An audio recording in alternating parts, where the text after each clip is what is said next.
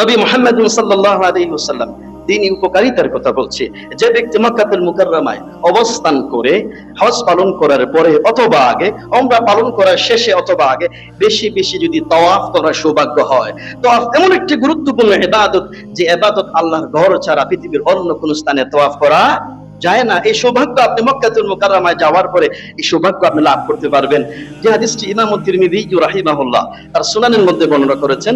আল্লাহ রাসূল সাল্লাল্লাহু আলাইহি ওয়াসাল্লাম তিনি বলেছেন, মান তাফা বিল বাইতি সাবআন, কেউ যদি এই ঘরের 7 চক্কর তাওয়াফ করে, কয় চক্কর তাওয়াফ করে, লা ইয়াদাউ কদমান ওয়া লা ইয়ারফাউ উখরা ইল্লা হাত্তাল্লাহু আনহু খাতিআ ওয়া কাতাবা লাহু বিহা হাসানাহ, ওই ব্যক্তি তাওয়াফ করার সময় প্রত্যেকটি পদক্ষেপে, এক একটি পদক্ষেপে আল্লাহ রাব্বুল আলামিন তার গুনাহ মাফ করে দিয়ে দিবেন।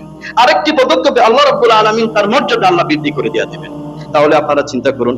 এজন্য আমাদের কাছে অনেক সময় লোকেরা এসে বলে যে, হুজুর এখানে শাইখ সৌদি সরকার নিচতলায় ইহরামের কাপড় পরিধান করা ছাড়া তাওয়াফ করতে দেয় না, ঠিক না?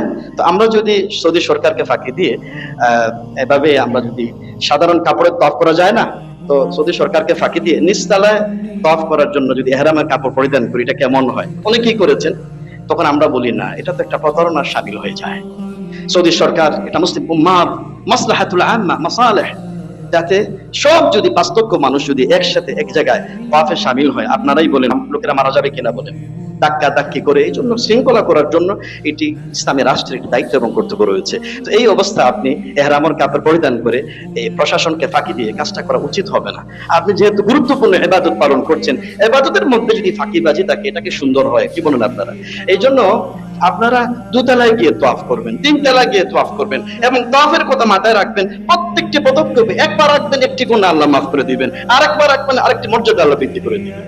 তাওয়াফ লম্বা হয়, সমস্যা কেটা কি? এটা স্পেসটা আরো দীর্ঘ হয়, সমস্যাটা নয়। আপনার প্রতিটি পদক্ষেপে আল্লাহ রাব্বুল আলামিন আপনাকে সওয়াব দান করছেন। এজন্য আপনারা যারা মক্কাতে যাচ্ছেন, এই কাজটা আপনারা না করার চেষ্টা করবেন। তবে হজের পরে তো সবার জন্য উন্মুক্ত রাখা হয়, এই মুহূর্তে কিছু করা হয় না।